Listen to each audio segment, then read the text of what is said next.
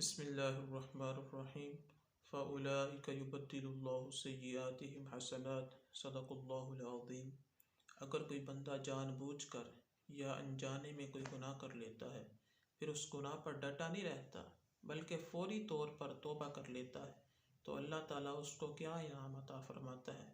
فَأُولَٰئِكَ يُبَدِّلُ اللَّهُ سَيِّئَاتِهِمْ حَسَنَاتٍ کہ اللہ تعالیٰ ان کے گناہوں کو نیکیوں میں تبدیل فرما دیتا ہے۔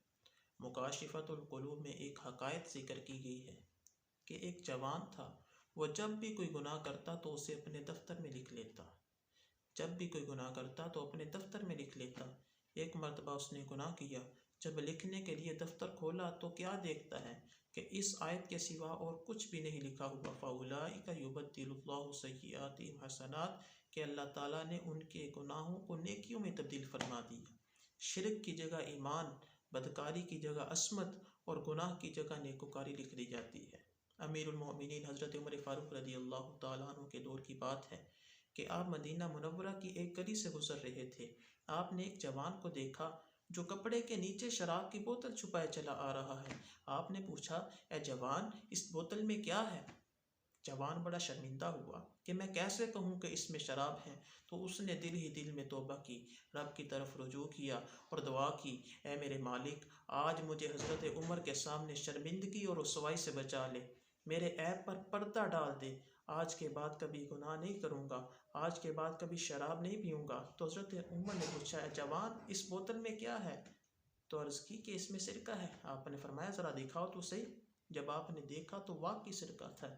اے انسان، ذرا غور کر، ایک بندہ بندے کے ڈر سے خلوص دل سے تائب ہوا تو اللہ تعالیٰ نے اس کی شراب کو سرکہ میں تبدیل فرما دیا۔ اسی طرح اگر کوئی گناہ گار اپنے گناہوں پر نادم ہو کر رب کی بارگاہ میں توبہ کرے تو کیا اللہ تعالیٰ اس کے گناہوں کی شراب کو نیکیوں کے سرکہ میں تبدیل نہیں فرمائے گا، بلکہ ضرور فرما دے گا۔ بخاری اور مسلم شریف کی حدیث مبارکہ ہے کہ ایک بندے نے گناہ کیا اور رب کی بارگاہ میں حاضر ہوا کہ اے اللہ، میں نے بہت بڑا گناہ کر لیا ہے، مجھے معاف فرما دے۔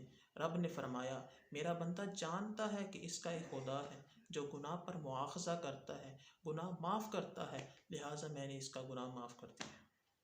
پھر جتنی مدت اللہ نے چاہا وہ گناہ سے رکا رہا، تاں کہ اس نے ایک اور گناہ کر لیا اور پھر رب کی بارگاہ میں حاضر ہوا اور عرض کی، اے اللہ، میں نے ایک اور گناہ کر لیا ہے، مجھے معاف کر دے۔ تو رب نے فرمایا کہ میرا بندہ جانتا ہے کہ اس کا ایک خدا ہے جو گناہ پر پکڑنا چاہے تو پکڑ بھی سکتا ہے، گناہ معاف بھی کرتا ہے، لہٰذا میں نے اس کا گناہ معاف کر دیا۔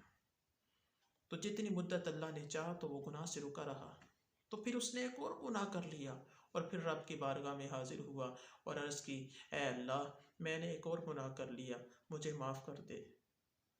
تو رب نے فرمایا کہ میرا بندہ جانتا ہے کہ اس کا رب گناہوں پر پکڑنا چاہے تو پکڑ بھی سکتا ہے، اگر معاف کرنا چاہے تو معاف بھی کر دیتا ہے، اسی سبب اس کا گناہ معاف کر دیا جاتا ہے۔ رب فرماتا ہے کہ میں نے اپنے بندے کو بخش دیا، جو چاہے عمل کرے۔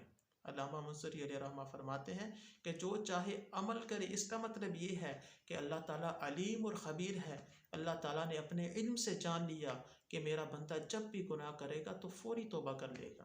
اس کی دلیل اس حدیث مبارکہ میں ہے کہ بندہ جب بھی گناہ کرتا ہے تو فوری توبہ کر لیتا ہے تو اللہ تعالیٰ اس کے گناہوں کو نیکیوں میں تبدیل فرما دیتا ہے۔